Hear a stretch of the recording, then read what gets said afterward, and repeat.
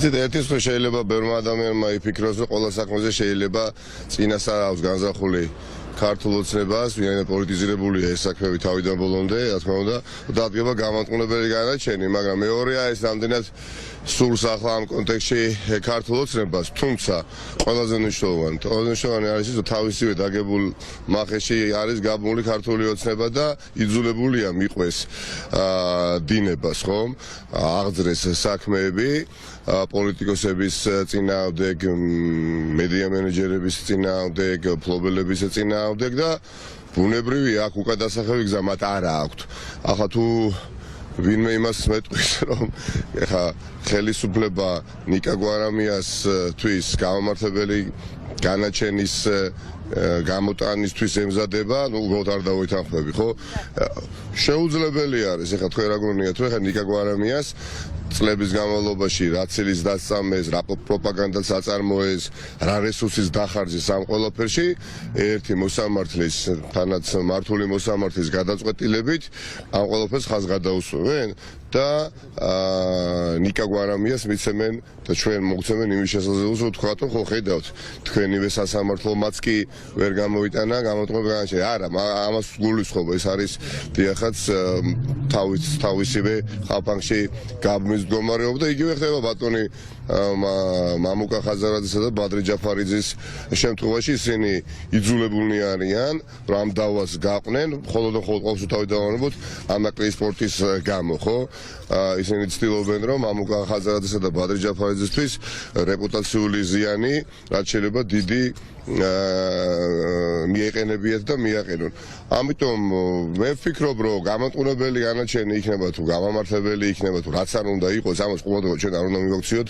მე ვიცი ადამიანების თანამებრძოლების თანამოაზრეების განწყობა ვერავის ვერც ციხით, ვერც დაკავებებით ვეღარ გაგვეჩერებენ, ეს არ არის ხმამაღალი ნათქვამი და ვინმეს გასამხლებებელი ნათქვამი. ეხლა რეჟიმთან ბრძოლისას შენს ეცემი დროებით შეიძლება შენი მეგობარი თანამებრძოლი გამოეთიშოს ბრძოლას, იმიტომ რომ ეხლა ოლიგარქიული წესწყობილება როდესაც მით უმეტეს და მხოლოდ პოლიციურ ძალადობრივ ჯგუფებზეა დაყრდნობილი, ნუ რას უნდა ველოდებოდეთ სხვა, მაგრამ ფინალი როგორი იქნება?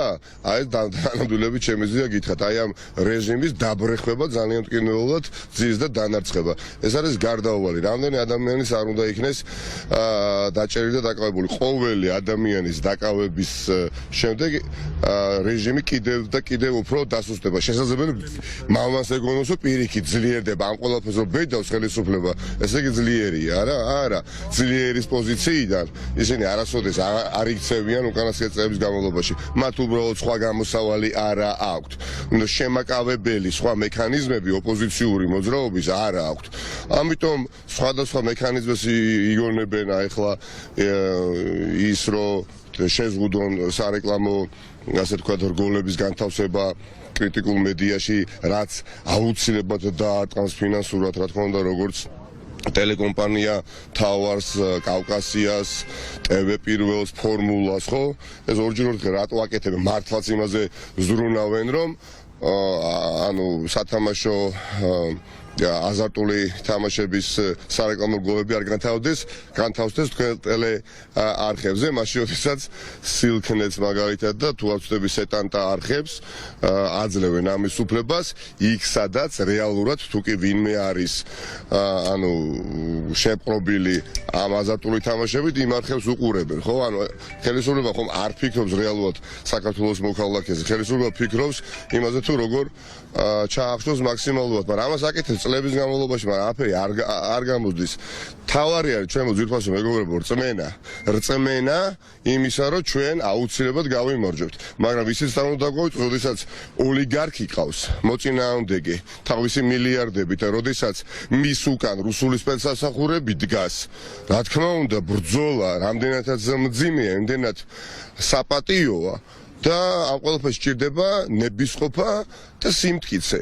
დეზნებისყოფათა სიმტკიცე არსებობს, ამიტომ ერთერთი ჩაქუჩის მოქნევით და საბრალდებო გამატყუნებელი დასკვნის გამოცხადებით ამ მოძრაობას ვერავინ ვერ გააჩერებს. მე მით უმეტეს ნიკა გვანამიას და სხვა პოლიტიკოსებს და ამის არაჩვეულებრივ მაგალითსაც ხო იძლევა მიხეილ სააკაშვილი, ისი გატეხვაც უნდათ, ხო მორალურად.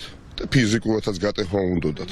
ეხლა თითოეული პოლიტიკოსის ციხეში ყოფნა რეჟიმისთვის არის სერიოზული თავისთქევილი, მაგრამ გულუბრყვილო იმედი აქვს, რომ პოლიტიკოსები ციხეში გატყდებიან, პოლიტიკოსები ციხეში დანებდებიან.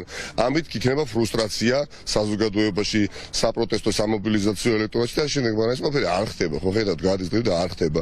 ამიტომ ფინალურ აკორდს აიღებს საზოგადოება და მე ვფიქრობ, რომ სრულიებები რომელიც ყველას ერთად, მათ შორის პოლიტიკოსებს გვინდა, კარგად უნდა აუხსნათ, რატომ გვინდა თითოეულ საქართველოს მოქალაქეს. იმიტომ კი არ ვიბრძვი მე თქვენ და უამრავი ადამიანი პირველ რიგში, რომ გინდა თუ არა ნაციონალური მოძრაობა მოვიდეს ხელისუფლებაში, პირდაპირ გეუბნებით, ხო? ბევრ ადამიანს სჭირდება ამისი ახსნა, ბევრ ადამიანს ამ ქვეყანაში, ეხლა ეს ქვეყანა გაცილებით უფრო მრავალფეროვანია, ვიდრე ორპოლიციანი.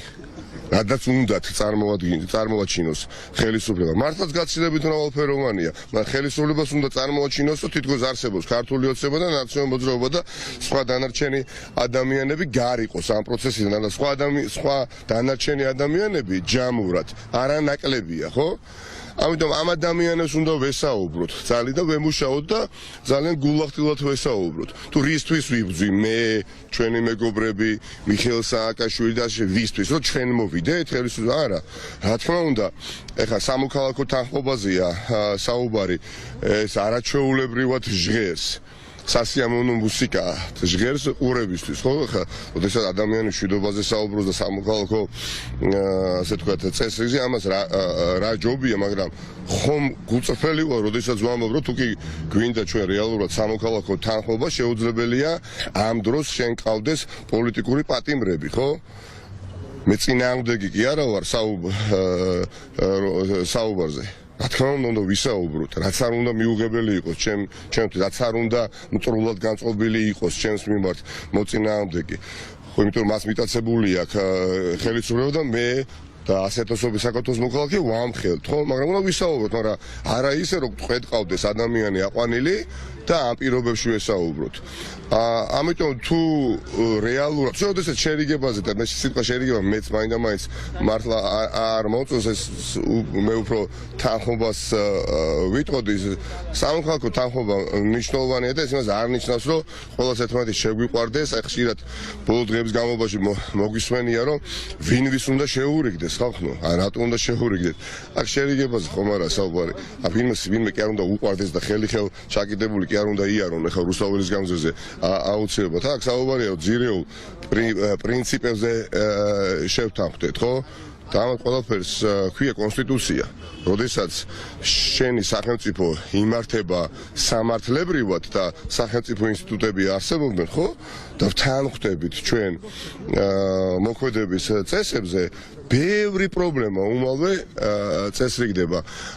ამიტომ არაფერი ექსტრაორდინალური სამწუხაროდ არ ხდება, სასამართლო შენობა არის მე მგონი ყველაზე ხშირად სტუმრებადი შენობა, განსაკუთრებით დღის განმავლობაში თბილისში, თუ კი ვინმეს ყველაზე მეტი ვიზიტორი ყავს, რომელიმე დაწესებულებას ალბათ ეს სასამართლო, ესეც ძალიან ტრაგიკომიკური მოცემულობა, მაგრამ ეს ეტაპი გასავლელი გვაქვს და ხნეობას უსურვებ ყველა საქართველოს მოქალაქეს და ირწმუნეთ, რომ თქვენ ხართ ის ერთი საქართველოს მოქალაქე, რომელსაც შეუძლია დაამარცხოს ბიზნეს ევანიშვილი მიუხედავად იმისა, რომ მას აქვს ის, რაც ჩვენ არ გვაქვს, ბევრი მილიარდი, მაგრამ ჩვენ გვაქვს ის, რაც მას არ აქვს, ღირსება და სიმართლე და მორალური უპირატესობა. მადლობა.